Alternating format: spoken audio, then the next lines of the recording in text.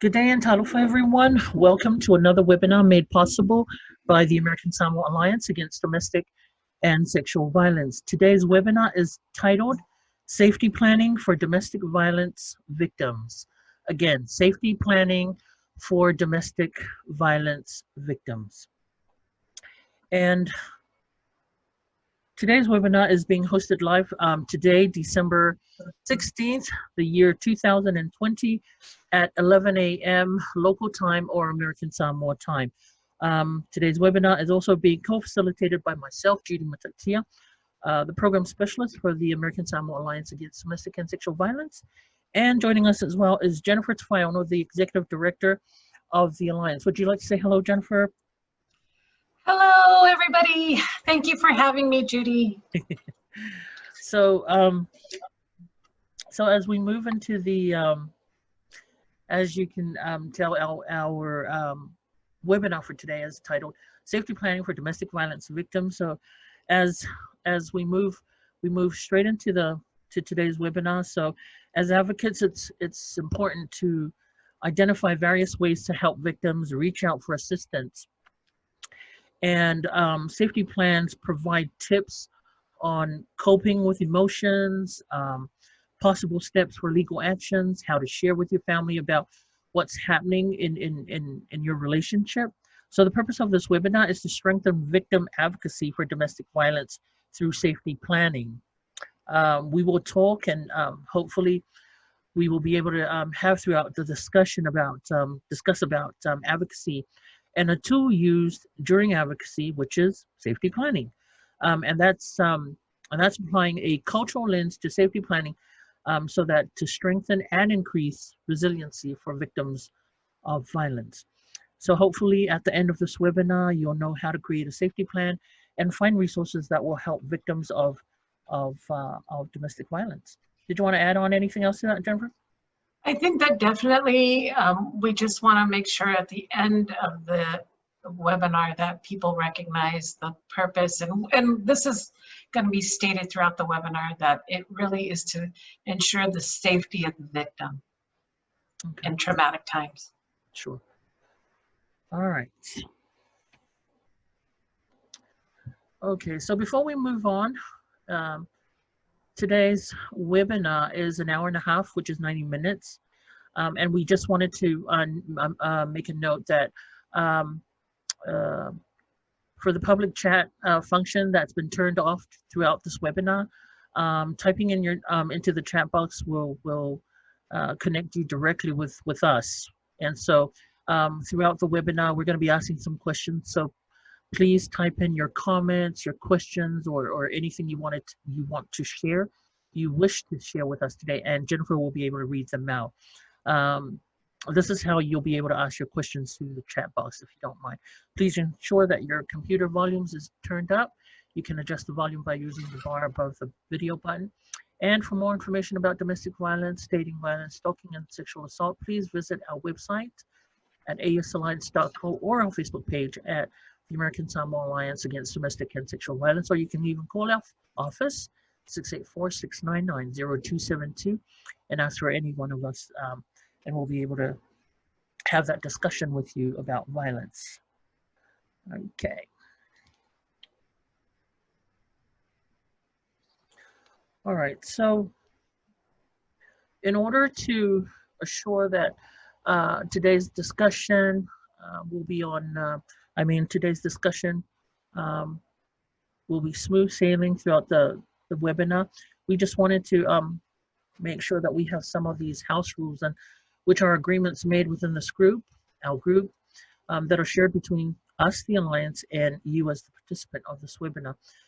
It also provides us as an agreement of how we will interact and foster shared accountability through this learning process. So the first one, respect. That's always a very important one. It's really important that we respect each other. We may not agree on what we have to share. Everyone has a different opinion, but it's very important to remember to please respect each other's sharing or each other's opinion. Contribute to the discussion or being present if you can, if you're able to, and let everybody participate, making sure that everyone's voice is heard. Very important to listen. This means to hear and pay attention with our ears, our hearts, searching the meaning of the speaker's discussion or whatever it is that whoever or the facilitators, aside from the facilitators, whatever everyone has to share with us. Attack the problem. We attack the problem and not the person. Let's make sure we're part of the solution. Very important, confidentiality means we create a safe space. Information shared here that is personal or may identify someone, we agree that we won't share without consent. We can't be sharing any of this information without each other's consent. Time conscious, we're going to be very mindful of our time and honor the time we have in this session, which is 90 minutes. One important one is stay mentally and physically present. It's very important that we are within our wellness. Nobody knows you better than yourself. So if throughout this discussion, anything you hear that is being said might be of trigger to you or put you in an uncomfortable situation, please make sure that you take care of yourself. Let's prioritize ourselves. If need be that you step away, take a break, get some fresh air, then so be it. Please do so, and please take care of yourself throughout this discussion. Last but not the least, mute our phones. Please mute our phones to minimize distractions and disruptions from ourselves and our phones. Yeah. So was there anything else you wanted to add on, Jennifer, to the house rules before we move on? No, I think you've pretty much hit every one that I could think of. And then maybe what we can do is if anybody else wants to add any other agreements, they can in the chat box, and then we can include those as well. Yeah, sure. So as Jennifer was saying, if there's anyone that thinks that there's something important that we're missing here from our house rules, please, by all means, go ahead and type it in our chat box, and we can read it out as we move on to as we begin our discussion for today. Okay. All right, so we're going to have Jennifer share with us what we're going to be learning today. So we recognize those who help victims of domestic violence are important individuals. They are, we recognize that as advocates, or even those that are not considered advocates, but somebody that might have a friend that they're helping, they really need to have the tools to help survivors through times of crisis. As advocates, we become fierce guardians as we navigate victims from traumatic experiences to building resiliency and strengthening healing process after violence. So this webinar is focused on strengthening the toolbox for advocates or anybody else that doesn't consider themselves an advocate, but a friend or a sister or a sibling, ensuring that they have the tools to understand why safety planning is essential. We're going through the webinar, we're going to unpack victim-defined advocacy. We'll define safety planning. And we'll talk about how important it is to use a cultural approach to safety planning for victims in American Samoa. And we'll also provide resources on how to develop a safety plan, as well as resources for safety planning tools during this webinar. Okay, all right. So looks like we've got a we've got a packed discussion ahead of us. And this is all good stuff, especially when it's, we're now during the holiday season. In case anyone out there is wondering, well, why is safety planning important right now? You know, I'm thinking of the holiday season, and with everything we've been throughout the year with COVID and everything, people being stuck at home, people being isolated at home, people being away from being laid off, people not having work because of the things that have happened. Yeah, and so therefore there's a lot of stress that comes on to everyone. So there are also other things that come that are conceived out of stress, and violence never seem to fail to be one of those things that come out of when we're stressed. So it's good to have a plan when things out of the ordinary happen.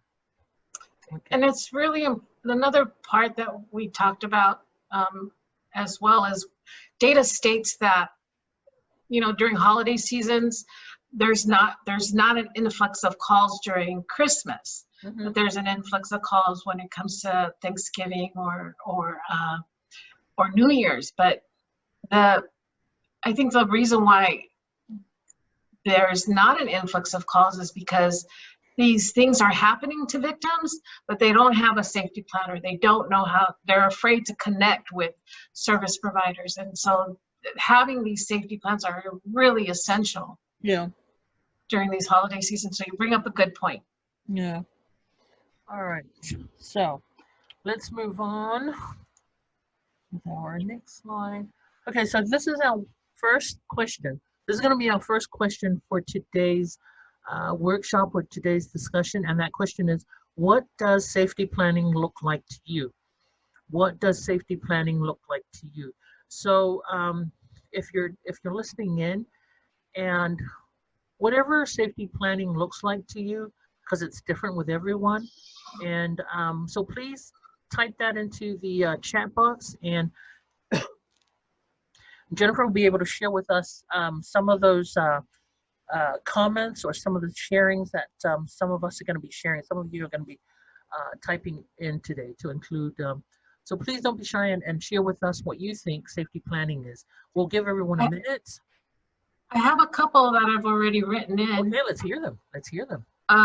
One says, using my knowledge about domestic violence and counseling the victim what to do. And counseling the victim on what to do? Using their my knowledge. Their knowledge as an advocate, right?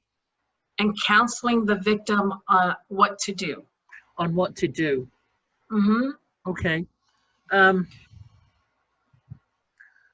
You want me to? Yeah, can you read that again? Can you read that again? Okay, so they're saying what safety planning looks like to them. It's using their knowledge about domestic violence, what they know, and then them counseling the victim what to do. And so for this particular, yes, it is. You are using your experience, you're using your knowledge.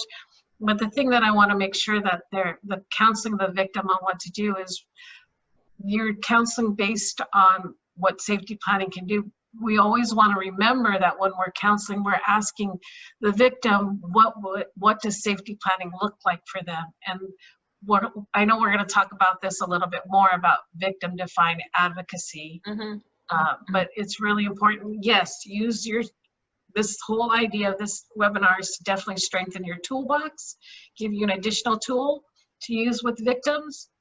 But we also want to make sure that when you're working with them, that it's not always about what you know and what your experience is about. It's using your knowledge and your experience, but allowing that victim to still make that choice.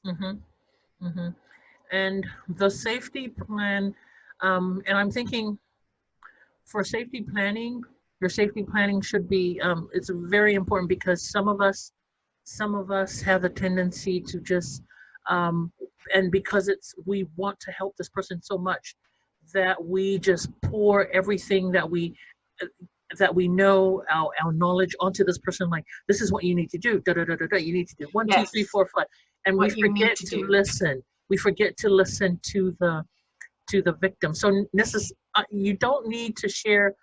So I'm thinking, I don't need, as an advocate, I probably don't necessarily need to share everything I know, because I would just have to share according to what the victim's situation is, right? Like, because I'm thinking for a safety plan, like we're saying, safety planning is different for everyone. So everyone's situation is different. So we should plan according to, I'm thinking there cannot be a plan without the victim's input or without the victim's sharing the story and everything, right? Is there someone else? Do we have another? Well, one of the respondents wrote, because all situations are different, so we need to make sure that the plan caters to how it could help the victim. So that was in response to what you said. So yes, so that's good. But there is another question, if we have time. So it's teaching victims what safety looks like with an abuser. What safety, teaching victim what safety looks like. So I want, yeah, definitely we want to make sure that we're teaching them what safety looks like with an abuser, but there's also, we also need to let the participants know that there are so many ways to protect yourself, that there are different types of safety plans. You have a safety plan on what to do when you go to court. You have a safety plan on what to do with social media. You have a safety plan for your children. You know, so it's domestic violence definitely is very, there's so many components to it because it's psychological. And so it's really important that we recognize one safety plan is not an answer to everything. There's so many different safety plans that you can do. Yeah. And I always like to say that nobody knows the situation better, or nobody knows the situation best. And when I say situation, I mean the abuse, the violence that's going on. Nobody knows that better than the victim. Correct. The victim knows where they're going to be violated, when it's going to happen to them, why, how often, or how, you know, that's so yeah. And so that's why I'm thinking that the victim should be like the mastermind in the safety planning. Like the victim should be, you're creating a safety plan feeding off of what the information that you're getting from the victim. Yeah, I would definitely say that the victim has to have ownership. Yeah. So they need to, because when you have ownership of the safety plan, then it definitely reflects on what your needs are, not what somebody else thinks that you should have. But the ownership is that these are your decisions. This is your experience. This is your knowledge. This is, you know, when your abuser attacks you, when your abuser gets upset. So the whole purpose of the safety plan is to ensure safety. And it's just like teaching the child how to dial 911, right? I mean, when something happens at home, or if you, the mother, should fall sick, and your child knows how to, your 3 or 4 year old child knows how to dial 911, you know, so that you can get help. Those kind of preparations, right? There is one more comment, and it has something to do with what you just said. So I just want to make sure if I can put this one in. So it says, what to do when something happens, where do I go, and who do I call? So having access to know, calling 911, calling DHSS, calling DOH, you know, having those crisis numbers there available. And knowing Can you read that comment out again, Jennifer? Sorry. It says, what to do when something happens, where do I go, and who do I call? That's what safety planning looks like for absolutely. That's totally right. Safety planning should include phone numbers, people's names, departments, right? You know, safety planning should include like numbers like DPS 633-1111, DHS 633, whatever, you know, that kind of stuff, or people's names as well. That's totally right.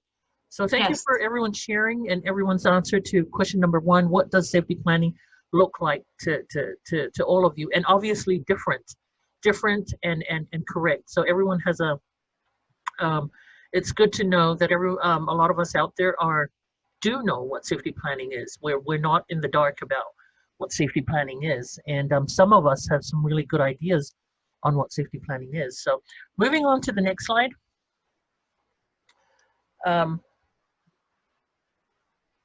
Okay, why safety planning is essential.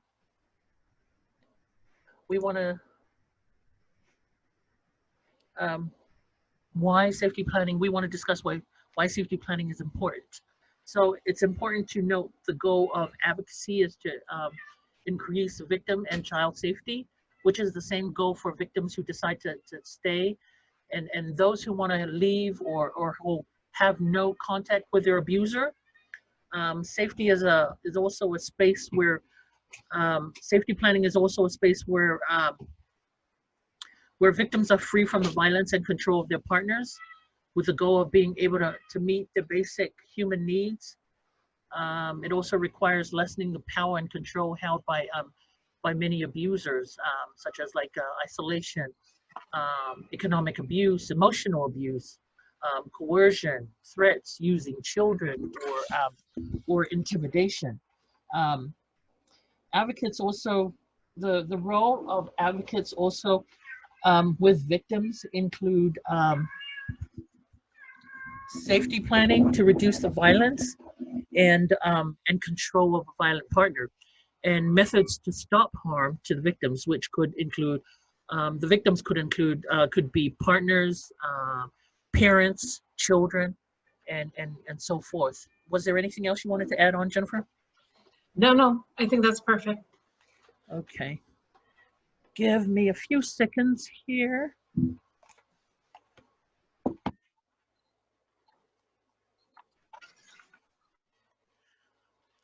Okay. All right. And so we're moving on to the next slide. Can you guys still hear me? Yes. Okay, just making sure. Okay. So a successful safety plan. So you might be asking, what's a successful safety plan? So statistics show that it takes at least 7 times for a victim to leave or to get out of an abusive relationship. And a successful plan is defined by the victim, like we were talking about earlier. And as advocates, we ask the victims to describe, what does safety look like for them or for you? This is us, this is the advocates asking the victim. So some victims may have a hard time verbalizing safety. So we can also ask, what would make things better, or what would make things worse for the victim, and any children, if children are involved. For those who have filed charges, we can ask, what does justice look like for you or for them, so that we can help victims define success. And as victim advocates, we must remember that the victim defines what they want, just like what we were discussing earlier, what they want. For a victim in contact, the definition of success may not be decreasing the level of violence or the violence going down, but another concern. A victim who stays in contact may say things are better because the partner no longer hits her or him or their children. They've stopped spending the paycheck or alcohol or hanging out with their friends. Behavioral changes that the victim values and prioritizes as necessary for the relationship rather than leaving. So victim advocate success is defined that no one is hurt or controlled by a partner, and no child is injured or traumatized by violence in that setting or within that family. Yeah. So was there anything else you wanted to add on, Jennifer, to that? About successful safety planning? I definitely did. I wanted to ask, well, one, I wanted to ask you, like, how would you say how would you translate these questions in Samoan if you were an advocate, a Samoan advocate asking these kind of questions? And then the second thing I wanted to say was that, oh my gosh, I just lost my train of thought. Well, can you translate those for me? Which one? Like the questions, like what does safety look like for you? Okay, so if we're saying what does safety look like to you, we're asking them like, fape'i fōlingo saungale mu mo oi yati oi, fa'awhiana saungale mu, fa'awhiana mawe oi saungale mu. How would you be able to be safe? So safety, safe. The translation of that term would be saungale mu. Can you hear me, or am I having problems with my? No, we can hear you. You're fine. Okay. So yeah. And the other one was, what does justice look like? Yes, what does justice look like? Fape'i fōlinga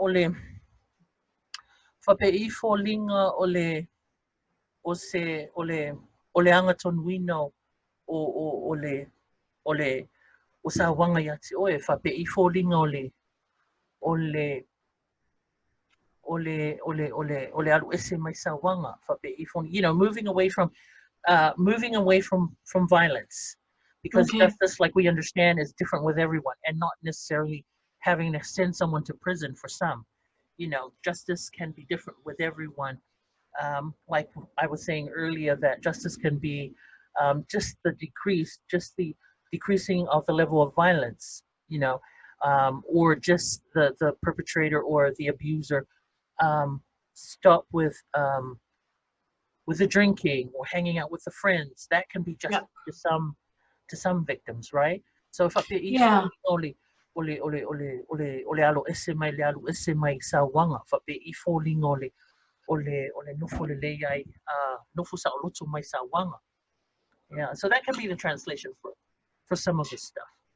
Well, and the other thing I just wanted to make sure, and it's really important that those questions, those two questions, that we carry this through this webinar, because the other thing that's really important when we read the newspaper, our Samoa News, and we see those instances where men are arrested for domestic violence, for horrendous crimes of beating their women, dragging them, you know, a lot of times you'll find that that woman has gone to court and asked for the forgiveness and asked for that man to come back with them, to be released, because they, a lot of times they find the economic security, there's financial hardship.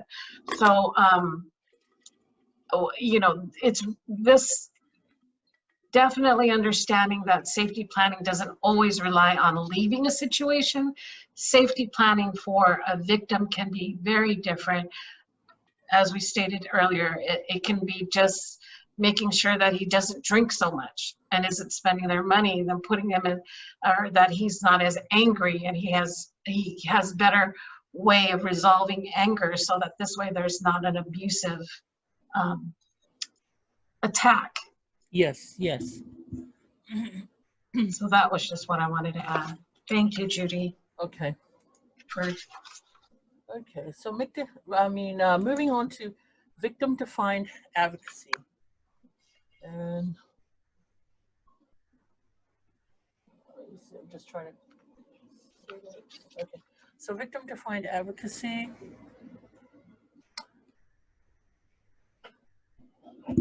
I just wanted to share that when I first heard of victim-defined advocacy, I wasn't really sure what this was. You know, I knew what a victim was, I knew what advocacy is, but I didn't understand what is victim-defined advocacy. And then having to do this, and before, this is not the first time we're talking about safety planning, but coming into the discussion, researching what safety planning, safe plans and safety planning is, gave me a whole broad understanding, a whole bigger perspective of what victim-defined advocacy is. And it's basically, it's not that, because I was thinking, oh my gosh, it must be this whole nother concept that, you know, you can't understand. And doing the research on safety planning, reading up on safe plans and safety planning, I came to understand that victim-defined advocacy, it's really nothing. I mean, it's nothing complicated. It's such an, you know, it's really, I guess I'm finding it hard to put it in words, because I don't want to give it away before we discuss what it is. So victim-defined advocacy is having the knowledge how to best support victims of crime. They will have received, these are the advocates, of course, would have received training regarding advocacy on how to support victims of violence.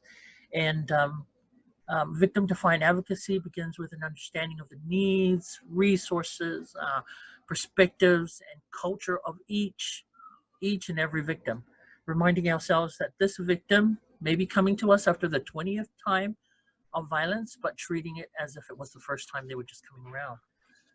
Victim advocates will offer emotional support, victims' rights information, frequently accompany victims and their families through the system or the criminal justice proceedings. You know, advocates will work with other organizations like the criminal justice or social service agencies to refer and provide help or information for all these victims, all these different victims that they serve. Victim-defined advocacy is also a straightforward and comprehensive framework. In practice, it requires a wide range of skills, knowledge, and judgment. That level of information is beyond the scope of a lot of the things that we're reading about and other stuff. But and I don't mean to say at the beginning that victim-defined advocacy is oh, anyone can do that. You know, it's this easy practice, or because not everyone. We all say that we're all advocates, but depending on whether we're advocating for our victims the right way, right? And that's just like with the safety planning. We want to make sure that when we're working together with the victims, when they're doing to create a safety plan, we want to make sure that they take ownership of this plan, like Jennifer was saying earlier, and not do it all by ourselves as advocates, right? And not listen to what the victim has to share. Because when it says victim-defined advocacy, it's all about the victim. Yes. It's all about the victim. You know. Yes. This is the that's why I was saying earlier, like the victim is kind of like the mastermind, that everything comes, how you work on that plan depends on what information you're getting out from the victim. Yeah, it's really important. I think this was one of the things that I learned earlier on, and when I started this working with domestic and sexual violence a few years ago. And usually you go into it with the sense of, well, they should do this, they should do that. And it was very interesting when I sat with a couple of other very well-versed coalition workers on sexual assault and domestic violence. And an individual in our group was talking about a case of sexual assault, and within their family unit, couple of members wanted to just not even discuss it, just handle it within the own family. Another family member wanted to make sure that the person was persecuted. They arrested the abuser or the assailant, and that they also made sure that they took it all the way through court so that this person would serve time. And it was really interesting in that discussion, one of the advocates said, well, did anybody ask the victim what justice looked like for them? Mm. Yeah. And that's when the light bulb went on. Because, you know, here we are, particularly in our Samoan family, and we'll talk about cultural preferences as well, is that we tend to believe we know the answer, but definitely asking the victim. And then if you're not confident in the victim's ability to make a judgment, then providing them the information that they need or the support that they need to be able to come away with making that decision for themselves. I was thinking about that story you're sharing. You were sharing about and that's very common here. And I think in across the board, it's very common where the victims are, especially when the victims are underage, or yes, and even for young adults, and when parents or those that they trust and depend on for support, when they get involved, it seems like the justice is for them and not so much for the victim. But it's very important that the victim is included in all of this. I remember one of the doctors that used to come from Hawaii and speak at the Alliance when we at one of our talking tables, and he would always say that in working with a victim, the victim should, as an advocate or as a doctor, you shouldn't be doing more than the victim. You shouldn't be taking over more of the work. And this is one example, you know, for victim-defined advocacy, and for working with a victim on safety planning. I believe it will be made easier when you're getting that information from the victim. You let the victim work with you, you know. And I totally understand that, you know, how we were saying earlier that some victims find it hard to verbalize, but just like you were saying just now, you also want to make sure that you have those other options where you're able to work with the victim. Particularly in our community when we're not accustomed to asking people what they need. You know, our culture is very, very much more, Yes. They give you direction. You're told, if you're going to do this, then you have to do it this way. I want you to do it. I want you to go to school. I want you to do better. We're always guided by our loved ones, our family members, on how to live our life. And in moments when trauma happens, you know, these same individuals who love you to death also have an input on how you should react or respond, and sometimes that's not always in the best interest of the individual. It may be in the best interest of the collective group, our family, but you know, that's something that as advocates you need to unpack. That you need to make sure that your mindset changes. It shifts to the point of what would be in the best interest of this person, and can that person then define, how do I get my victim to safety and ensuring that they are responsible for that safety plan? Because if they don't own it, they're not going to do it. Yes, absolutely. Okay. All right. Just trying to make sure that we're moving here on time. Okay.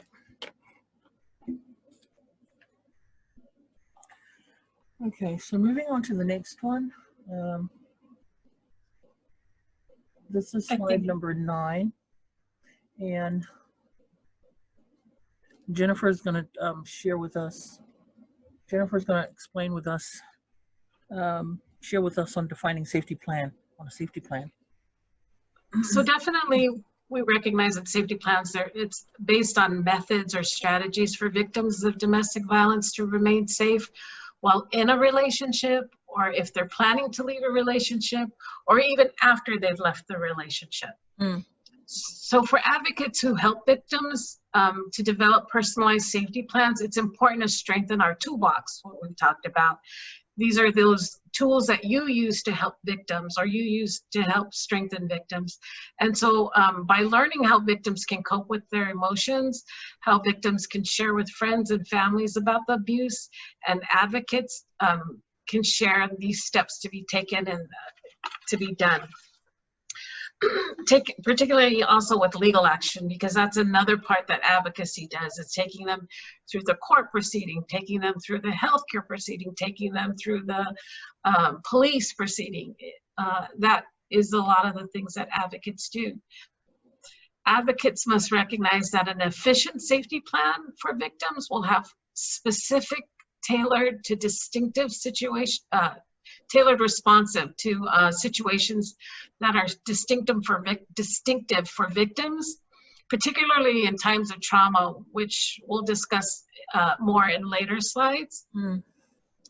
It's important for advocates of those helping victims of domestic violence to recognize that safety plans are for dealing with emergency, and we've talked about this, like when your victim tells you they are threatened with physical assault, or when an assault has happened, or when your victim continues to live with your partner, or what to do when they've ended a relationship, which is just repeating what was stated initially.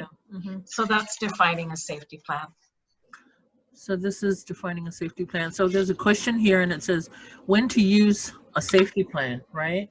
And like Jennifer was saying, dealing with emergencies. And I think of,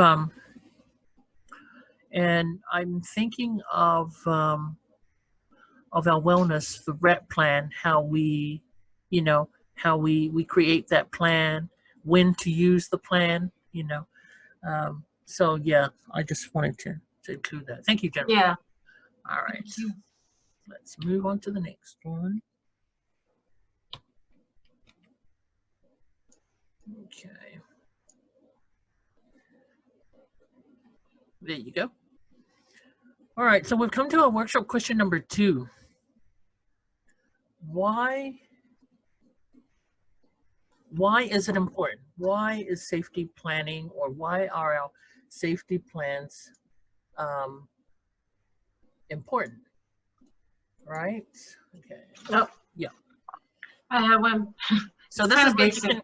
Please type in your answers or your sharings into our chat box, and like we did with the last one, Jennifer's going to be able to share with us some of those answers. So why is safety planning, or why is a safety plan important? It says here, the first one, it says because it gives victims a plan. Give victims a plan. Okay. Which is really important. Mm-hmm. Particularly in high stress situations when you're not sure what to do. And at least with the plan, if you've written it out and you have ownership, then you're automatically, it triggers, okay, this is what I said I was going to do. I have a safe word. I know where my cash is that I will have, so that I can leave without worry of being financially strapped. Mm-hmm. I have minutes on my phone. I know where my phone is.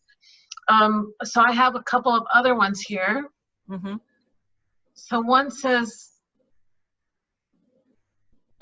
because victims can't control their abusers. It's really good. Uh-huh. Yeah, that's why it's important, because they can't. Yeah. And then another one, I actually have 2 more. So safety plans should also include important documents, birth certificates, shot records, etc. Mm-hmm. Yes. Yep. Definitely. And when we get to the resource area, we'll definitely show that. Yeah. But they should. Yeah. You said you had another one? 2 more? No? Oh, is that the last one? They need a plan or guide that helps them be safe. That backup plan. Yeah. All right. Thank you, everyone, for sharing your sharing that information. Obviously, you all know why it's important to have to do safety planning, or to have a safety plan. Please continue to share with us, even if as we move forward. Please continue to share with us some of those answers to some of these questions. If if something comes up again, by all means. Let's see. So yeah, for advocates and victims, in moments of panic, our brain can change details due to trauma. Creating a safety plan offers protection during these stressful moments. We all know that during when an individual is traumatized, or during that incident of when the violence or the abuse is actually happening, we go through the the freeze, flight, fight or flight mode. And then like, even if you have the safety plan, when you go through that, when you're in that fight or flight mode, it's like you forget everything. It's and I'm sure this has probably happened to many of us. And so having this down, having things prepared, and like I was saying, like I said earlier, talking about a wellness plan, how that, and I know some of you that are listening out there, you know what a wellness plan is, how it's important that when you're writing all of that down, this is what I look like when I'm going down, like when it's happening to me, like I'm being traumatized. So this is what I'm going to look like. You write all of that down, and then this is what I need for me. This is what I need to be done to myself by who, that's why in the past, previously, earlier, someone had mentioned names and numbers. We have to include names of people we can trust, people that need to know what's going on, so it's really important that we have these safety plans down. You look like you wanted to share something else. No, Jennifer? I think definitely one of the comments that they made, having the documents, the important documents, the birth certificates, we have a lot of individuals here in American Samoa that are not local, they're not local residents, and they Yeah. have immigration issues, or so, when you're in that moment where it's abusive, you definitely will not remember, hey, I need to get these important birth certificates, my immigration, my spot, all these things, my banking information, because you're just wanting to either leave or try to de-escalate or whatever it is that you need to be safe, right? Yeah. But Yeah. if you have the plan and you know where these documents are and you put them in a safe place, so that this way, when high trauma, when stressful moments happen, then that will kick in the part, that brain change to say, okay, I have this plan already. I need to get this. I need to make sure I have money. I need, if you've planned it out, just like any other plan, if you've planned it out, when these stressful moments happen, then you can definitely go ahead and make sure to respond in a much more, probably a more positive way, have a much more successful reaction for yourself, or to get out of that situation with safety. Yeah. There is another one here that they mentioned. How can you create how can a victim create a safety plan if they're being watched or controlled 24/7? Or create a plan with a friend or advocate because they'll rarely have time alone from their abusers. Well, this is that other part where you had stated earlier, nobody knows the victim situation more than they do, right? And Yep. I think that if we can make sure that safety planning, the idea of it, is taught to individuals. So for those that are victims that can't get to a safe space, that don't have this is something they're going to have to be able, if they have the knowledge, then they're going to have to be able to assess that on their own, unfortunately. But I'm not sure if you're going to be in a situation where 24/7 you're not going to be able to go see an advocate. I don't know. I can't speak on that, but I would believe that if we continue to provide information and we share information with other individuals, that hopefully for those that are being watched carefully, and they'll pick this up and they'll learn to do it on their own if they can't get out. Yeah. That's a really important comment. That's a very important comment. How victims are being watched, like when they're under a microscope, they're being watched 24/7. They can't do anything, and it's really important to be able to, because most likely there's someone in the family you can that you're able to share with.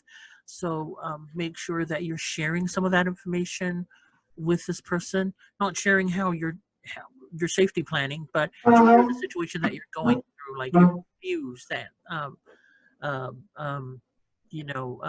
by your partner or whoever it is.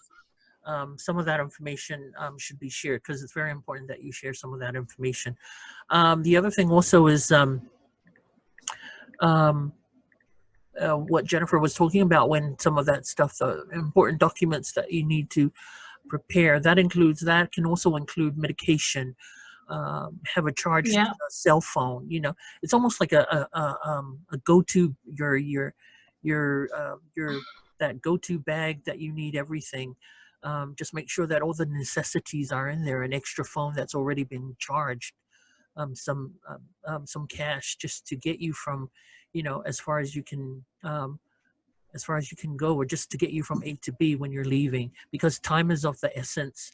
And remember, that is a very, very dangerous time when people are leaving those abusive situations, when you're leaving your partner. Or that's a very, we all know, we that are doing this work, that are out there working with our community about trying to outreach and make awareness about violence, and advocates working with victims. We all know that time is of the essence, and time is very important. And when a victim leaves an abusive situation, that's the most important time. I mean, that is the most dangerous time of their lives. I mean, and that's why some stay, because when they're staying, to them, that's they're safe, and like I said, nobody knows the situation better than a victim. Okay, just trying to make sure we're on the right that I didn't skip a slide here. Okay, so cultural awareness. This is very important. Cultural awareness approach to advocacy in American Samoa. And what slide is this? It's 11. It's 11? Okay, so this is my slide. Okay.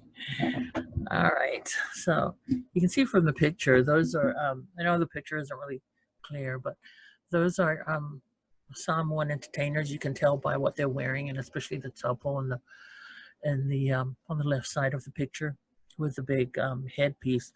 So cultural awareness is the understanding that culture impacts. What kind of impact does our culture, okay, so we're speaking as Samoans, as our Samoan culture, what kind of impact does it have on an individual's perspective and their experience of being victims or being of victimization? And it's also the cultural relevance, cultural relevance also puts cultural knowledge and skill into action, and making an individual victim service program relevant to the victims that it serves. So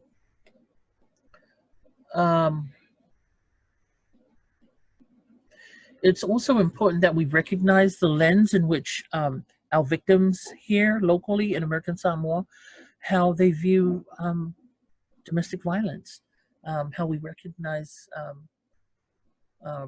what is DV or what is domestic violence here in American Samoa. When we have cultural awareness, we can understand how culture impacts an individual's perspective and their experience of victimization.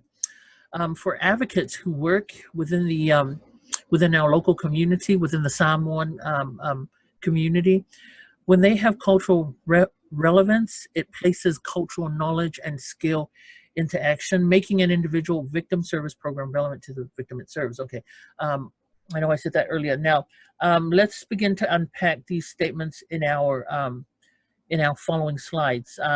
Recognizing and respecting individual cultural differences are important to sensitive and effective work with our victims. In addition, differences in concepts of suffering and healing can influence how a victim may experience the effects of victimization and the process of recovery. Very important, recovery.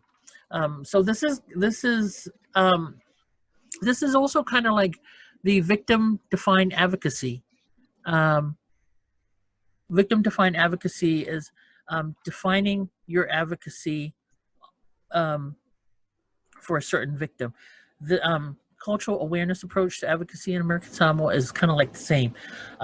What kind of impact does our culture, it's advocacy with keeping in mind that we have to be aware of the different cultural aspects here that we have within our community. Was there anything you wanted to add on, Jennifer? Sorry. No, I think you've covered it well. Okay. All right. So let's move on. Thank you.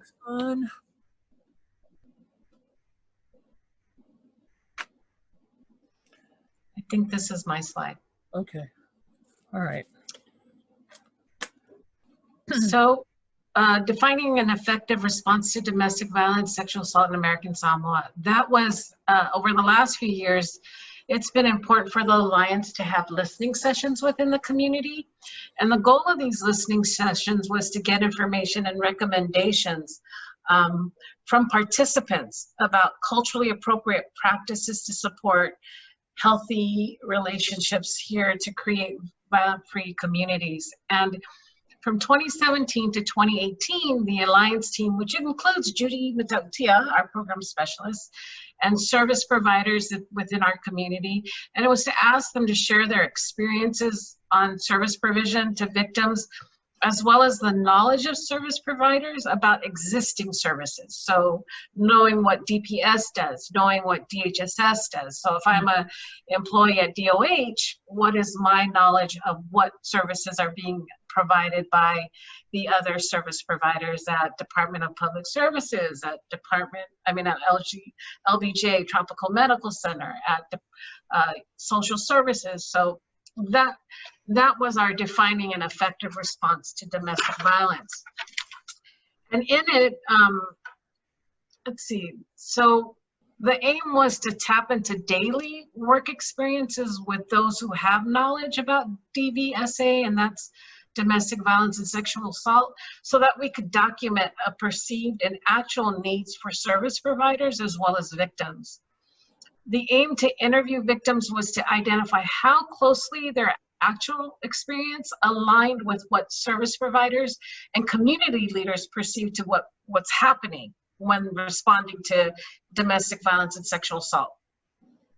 So these listening sessions included a series of questions asking victims to share their experience from healthcare providers, police officers, victim advocates, and in the next slide we'll review the findings. And this document can be found on our website at asalliance.co. And it's really important because we had not found anything in our community that we could look at so that we could then start to develop these types of education awareness within our community about what our victims are saying about the domestic violence responses to them when they're calling in and what is happening, and then what our first responders are saying about it. So this is a huge document for us, for the Alliance, and I'm just really proud about that and happy to say that Judy was a big part of that. Yeah, so this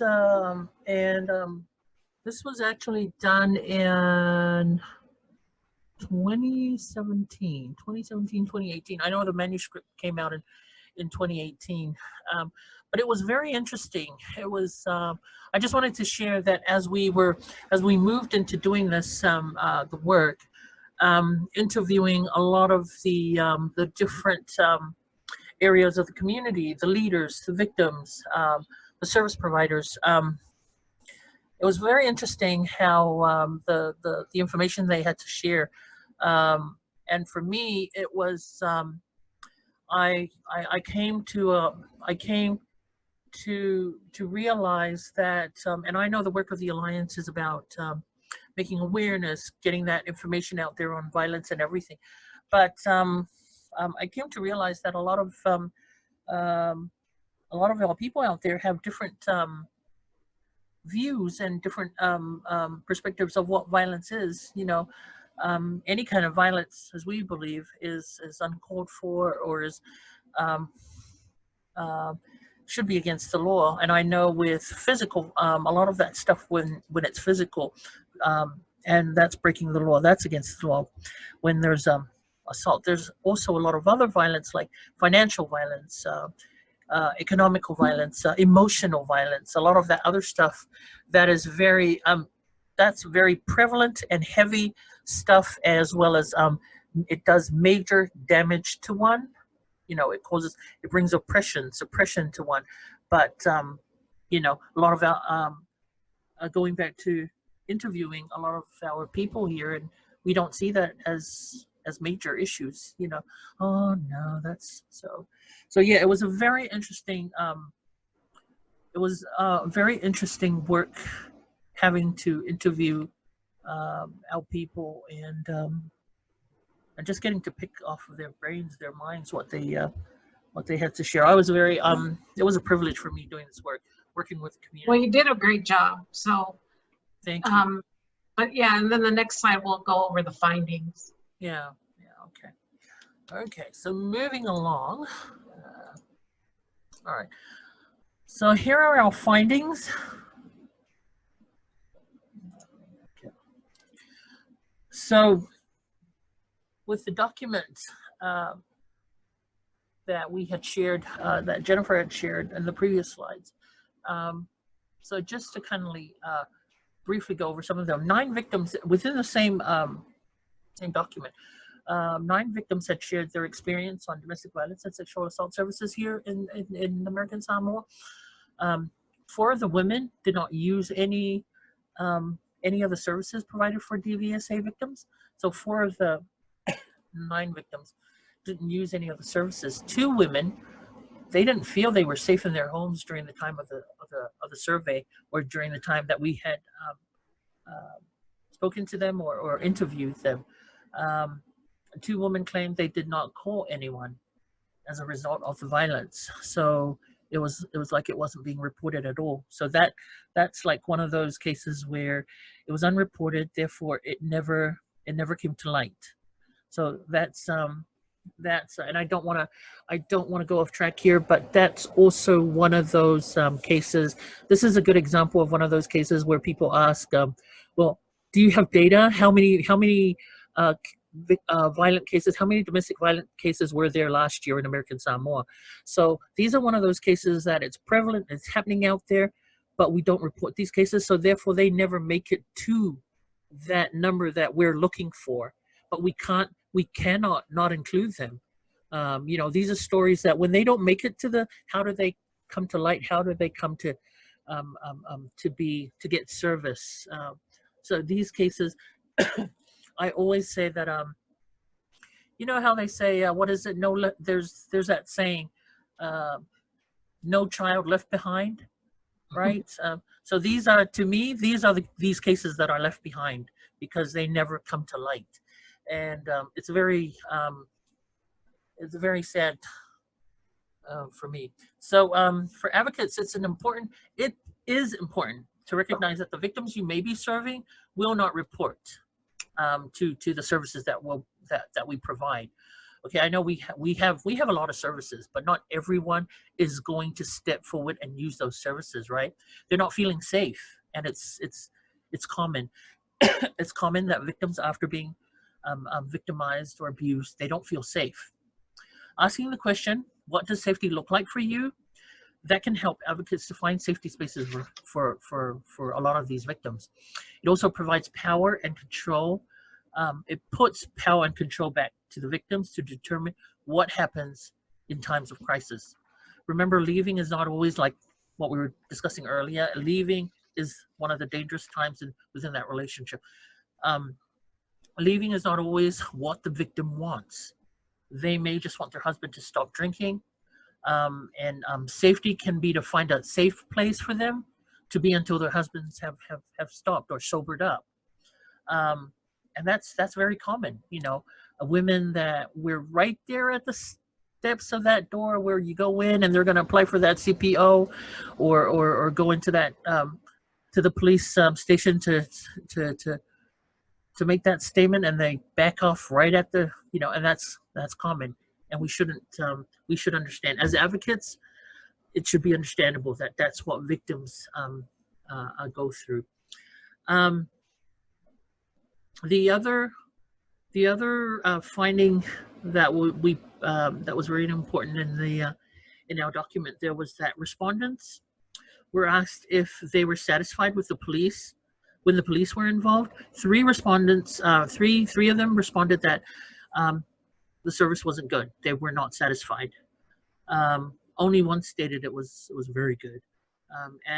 Some of the respondents also stated the police knew their families, and they did not want to ask for their help because they blamed the victim for causing stress or being a problem.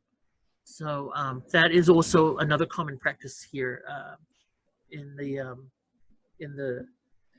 amongst our families when calling DPS for assistance. Can I just interject real quick here? Go ahead, I'm sorry. So one of our participants said, well, one of the reasons, and it's, you know, tied to this question, the respondents, one of the reasons victims aren't reporting is because we're a small island and everyone knows each other. So if they report, it'll get back to the abuser. So that's definitely that cultural approach, right? Yes. And so that's also tagged onto this one. But I just wanted to present that as well before you provided what advocates can do. Yeah. Thank you for that. So for advocates working within our community, when counseling victims who would most likely not call police officers asking what would make things worse in this situation, it's important to remember the goal of advocacy is to identify a space where the victim is free from violence and control of their partner, just to meet their basic human needs. Some victims may state, um, I wish that he wouldn't hang out with his friends so much because he spends all of our monies and there's nothing for my kids and I. Making things worse can be identifying for the victim. So when is the best time to have these discussions with their husbands? When they are drunk? No. Waiting until they are sober and then having someone like a reverent parent or somebody or a family member that is respected by your husband to discuss solutions. So this means providing communication tools for the victim, creating safety, because sometimes the victim um, um, doesn't think of those, like, they can actually sit down afterwards and talk. Um, so yeah, and so when asked if they were, and this is also more findings from this document, when asked if they went to court, 2 respondents followed through court filings. Of the 9 first experiences, only one abuser was arrested. And when asked why the police were not involved, one victim stated she was too shocked and didn't think it was warranted. Another said she was too scared of the perpetrator, and she didn't want to bring shame on her family, which is very also common. So for advocates asking the victim, what does safety look like for you? It may mean getting escorted to another family member until the situation has de-escalated. Creating a plan for a victim after a situation. You can talk about safety during an explosive incident. You can say the next time this happens, you can encourage the victim. Stay in a room with a phone, call 911, a friend if possible, or just have a packed bag ready. Keep it hidden in a safe space. And some examples, like we were talking about earlier, those important documents, needed medication if you're on medication, some extra clothes, cash, and a charge phone.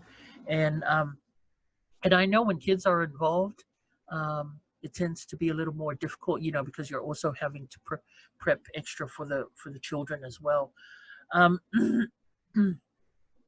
Sorry. So when asked why they didn't take their cases to court, and we're still talking about the findings here, the overwhelming response pointed towards self-preservation.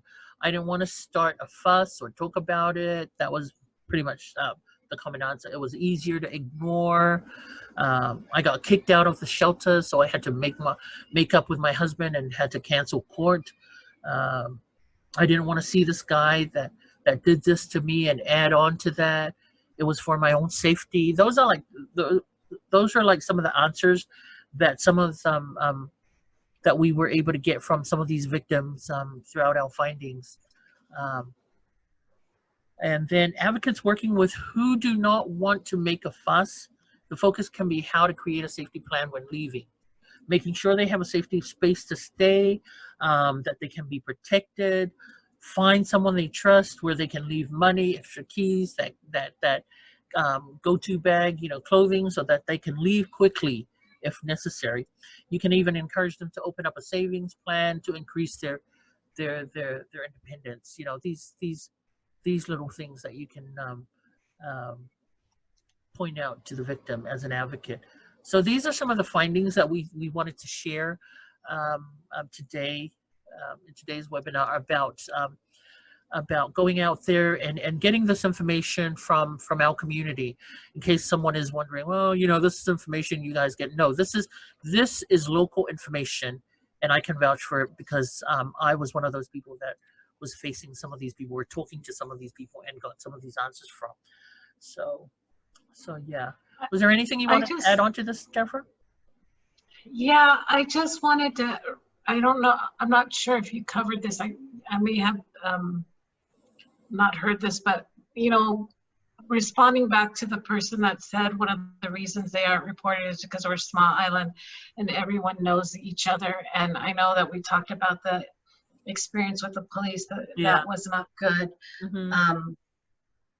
But I just wanted to also reiterate once again that if they're not wanting to report because it's a small island, so then this obviously safety then is defined differently. Safety then might be, well, I want people to believe me. I want my family members. I want, you know, if they're not comfortable sharing it with, that it might get back to the abuser, then really identifying with them. Okay, so what would safety look like? Is it that you just want somebody to believe you? Well, I believe you. I believe your story. I believe what you're saying, and whatever we need to do so that you can feel safe in that, or that you can build resilience and wellness on that. The other thing is maybe you just want your family members to believe you, that this is happening within your household or within your, then definitely making sure that they then, how do you communicate it in a safe way so that this way you can get that support from your family unit. It's a difficult one to, you know, there's not just one answer for everything. Judy, your PowerPoint is on. And so your screen's changed. So yeah, it's really different to, you really have to go back to really, if they're not comfortable reporting and there's a reason that's being held back on reporting, then you really need to unpack what is it why are you holding back? What is it that you're afraid of? And how do we get you to safety so that you're feeling safe about it? And really what does safety look like? Because it can be a lot of different things. It doesn't necessarily mean going to the police station and reporting it. Maybe that's not what you want. We normally would say yes, that you would want to get, like I said in that earlier discussion of the friend and the, you know, when I first heard that question, where one member of the family wanted to go to the police, the other one just wanted to not let anybody know about it. You know, you have to come back to that victim and then define what is it that you want, not based on what I feel you need, but what is it you want, and really helping them to figure that out. Yeah. Okay. So am I back to showing my yes, I'm good? You're on the right. It's good. Okay. Sorry about that. So we can go on to the next slide if you want. Yes. Okay. So workshop questions. These are our last questions. Some of going into more questions. So again, feel free to type in your comments and answers and your sharings into our chat box, and Jennifer will be able to read them out. So some of the first question: how does the Fa'asamoa impact safety planning? How does our Fa'asamoa impact safety planning? So let's work on that one first before we go to the next question. So feel free to send in your comments, your answers, your sharings. How does the Fa'asamoa impact safety planning? I have one here, Judy. Okay, let's hear it. It says, because the Fa'asamoa focuses on the wellness of the community, and not so much on the individual. So I guess going back to that whole thing of not always wanting it to be reported because you don't want to embarrass the family. Yes. You know, there's that there's that. So I guess that's where that would go through. That's a good comment. That's how they're talking about how our Fa'asamoa focuses more on us as a whole, like a village, the extended family, and not the individual person. So thank you for sharing that. Thank you for sharing that. There's also, and this is a long discussion, it's the notion of the Faiava. Okay. I didn't mean to laugh. But yeah, we do culturally have that idea where we have our in-laws living with us, and they are treated differently to some extent in some families, and that does then lead to abuse. thank you for mentioning that. That is one of our family settings where there is a lot of violence. I mean, just even the just even the mention of the name Fayava. Fayava is you mentioned the word Fayava in a lot of our settings, and one, either people start to laugh, or two, it's considered no. And I'm not saying because you were laughing earlier, but no, I think you were laughing. You were kind of like smiling earlier because you didn't think someone was going to mention that. Huh? That comes Ah, because I didn't think anyone was gonna. And then you said it was a big one. Um, but yes, it's almost like the name, the word, the term Fayava has a negative connotation in the Samoan language, or in our Samoan in the Samoan setting. And when I was asked, I started asking questions about that, and they say anyone who is called a Fayava, and in some families they don't like people being called Fayava. They don't like the in-laws being called the Fayava or the Nofugange, the Nofutane, which is what they refer to the women, and the Fayava is to the men. You know, the men that marry into the family, or the women that marry into the family. So the in-laws are called Fayava for the men and Nufutane for the women. So some families, in reality, they don't allow their in-laws to be called that in the family because the word has a negative connotation in our Samoan setting. And the reason being is because these are the people in our Samoan culture. Um, and I would like to say, this is what I would like to say, the Samoan culture of my parents, and maybe some of my Samoan culture today. And when I say the Samoan culture of my parents, I'm talking about like, say the Samoan culture of about like 50 years ago, 60, 70 years ago, when my parents were born and raised.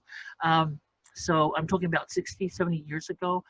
So I would like to say that Samoan culture of my parents, and maybe even some of my Samoan culture when I was born about 50 years ago, um, um, it does apply that when there's a fayava, when you're a fayava, you come to this family and you're considered a slave. It's like you're treated as a slave. You hardly get to rest. It's like you do all the heavy lifting within that family. You do all the heavy chores within that family, and that's oppression. I mean, Samoans have made a movie out of that, and where the mother-in-law totally abused her son-in-law to the point where he went back to his parents. And when he went back to his parents asked, "Why have you come back?" And he told him what had happened. And his father turned around and said, "That was nothing. You came back because of that? That is peanuts." You know, this is what the father-in-law, I mean, the father said to his son. So it's like when you're considered a fayava, it's almost like suck it up and bite the bullet and and and and and and do what you're supposed to do as a fayava. And so that too has a really big impact on our men as well as our women, who are yeah. Nofutanes. You know, when it comes to safety planning, how are they supposed to safety plan when they're like they're made to sleep in a separate house, or you know, they're made to eat whatever's left of from the rest of the family. So it's yes, it does apply to that too as well. Thank you for who shared that. Can I ask? Can I ask? I Oh don't no, have. that's okay. That's okay. We don't want to be sharing any names, but whoever shared that, thank you so much for sharing that. That does play a big role in how our victims are impacted. How many victims out there are impacted because of our culture. Well, and I know that we're short for time, and we have two more slides. So there's one more that I also want to share, and this is actually my comment. In the Samoan setting, it's where you think about how culturally who do we go for help? As women, we're in a village setting, you're supposed to go to your mother or to the wharetua, or the Yes. Matai's wife. Mhm. But, that that doesn't always lead to advocacy.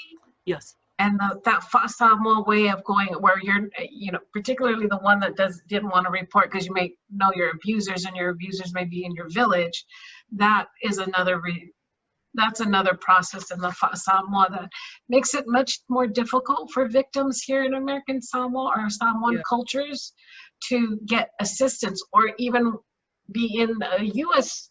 setting and try to get assistance, because there's still that mindset of who do I trust, right? Yes. Yes. Okay. But I think we can, if we want to just bypass the second question, Judy, and we'll move on to get to because the other slides are just as important. All right. So moving on to, and thank you for those that were able to reply to that question. Yes. Yes. Okay, so moving on to the next slide. And these are the personalized safety plan. So with this,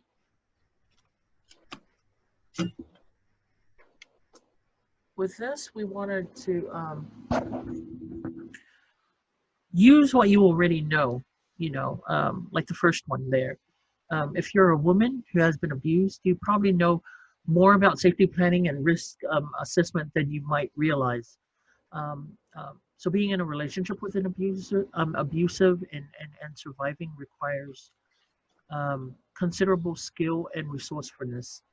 Anytime you do or say something as a way to protect yourself or your children, you are assessing risk and enacting a safety plan.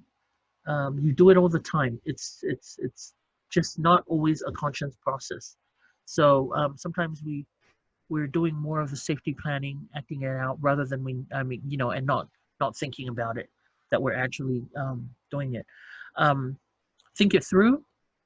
It can be a helpful safety strategy to evaluate risk and make safety plans in a more intentional way.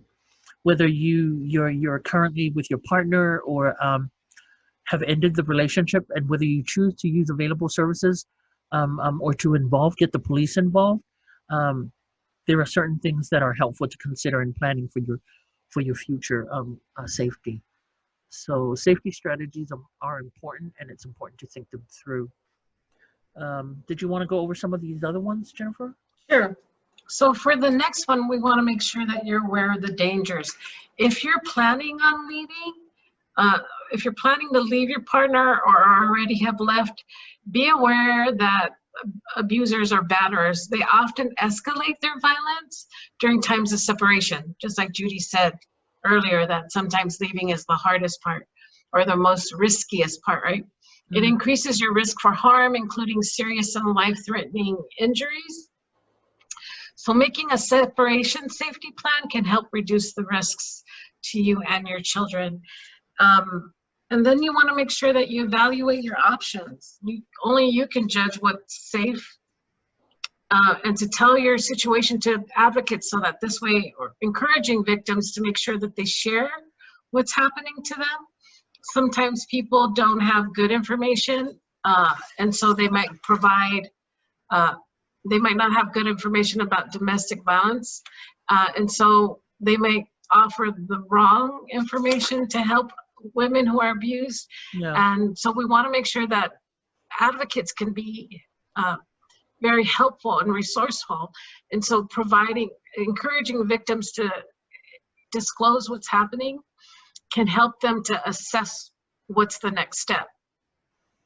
And then the last one, thinking ahead, planning ahead. You don't have to wait for an emergency to ask for help for victims.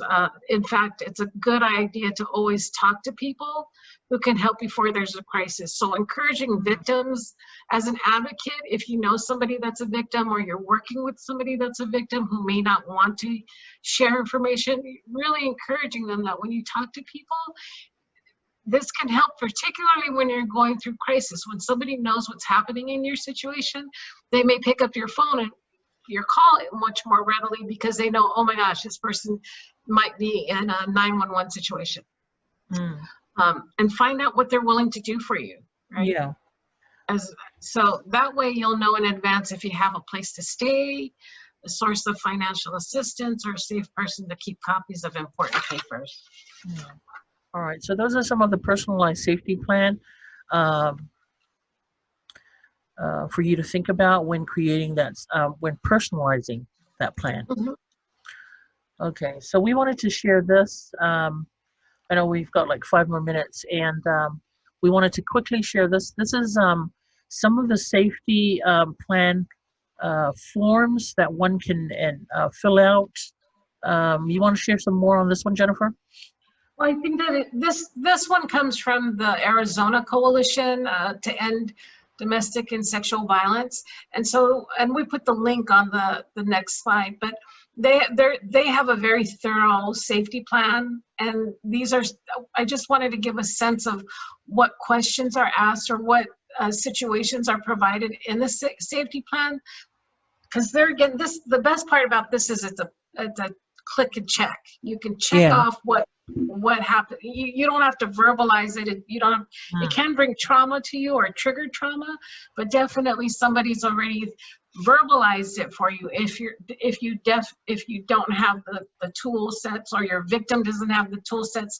So for advocates, having this written out is really a good way to work with your victims.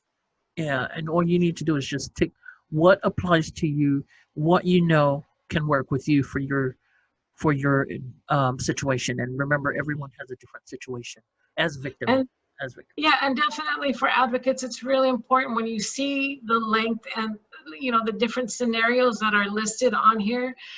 It's really important that you prepare to spend some time with these victims, giving them a sense of security that you're there with them to help them process, and they may not get it done within that hour or 2 hours that you're with them or in that time frame, but making sure that you stay connected with them to help them move this along. Yeah. So we'll provide links, resources for you before we end today's discussion on how to for you to be able to connect with some of these forms on creating, making it easier to create a safety plan or for safety planning. Okay, so these are some of the resources available. We just threw up here some easy for you to look at. Personalized safety plan that we were just, and Jennifer had mentioned, the Arizona Coalition to End Sexual Violence. And the form there, the personalized safety plan form, you can go onto this link and look up some more. The National Domestic Violence Hotline, creating a safety plan. There's a link there, the safety plan for victims of domestic violence. You also have that link there, and partner abuse. Developing safety plan, this is from New Zealand. That's also the link there for you. And there's many more. While you are looking up these resources, there will be many other similar resources on safety planning that you can find when you're looking these up as well. So, did you want to add on, Jennifer? Yeah, just one more thing before the time's up. I definitely would encourage advocates that when they're engaged with community service providers like Department of Human Social Services, LBJ, DOH, asking them, hey, do you have an access to a safety plan? We may have one here in American Samoa that is readily accessible, and advocates, and we'll also look for that too. But I think it's a good thing for advocates to ask service providers if they already have this tool, because mostly if they do, then it may already be translated. Yeah. All right. So, and if you're in need of any more other resources, you can connect with us at our office, 684-699-0272, or you can go to our website and find more information on there. Okay, and so we've come to the end of our webinar. Our time is up, our 90 minutes. We right on the clock. With that, we want to make sure that we don't keep you any longer than 90 minutes. So we want to thank everyone for joining us today. Thank you, Executive Director Jennifer Tafiono of the Alliance, for being able to co-host with me today. Other than that, thank you so much, everyone. Again, thank you for taking time out to join us today. And we hope that the information provided today can be of use. And we hope that providing this information is enabling all of us, we're all advocates, to be able to support those family members, friends, and those who are victims of violence out there. So Faftai Telelava, thank you, and be sure to stay dry in our local weather if you're listening from off island, and happy holidays, everyone. Thank you. Soifua.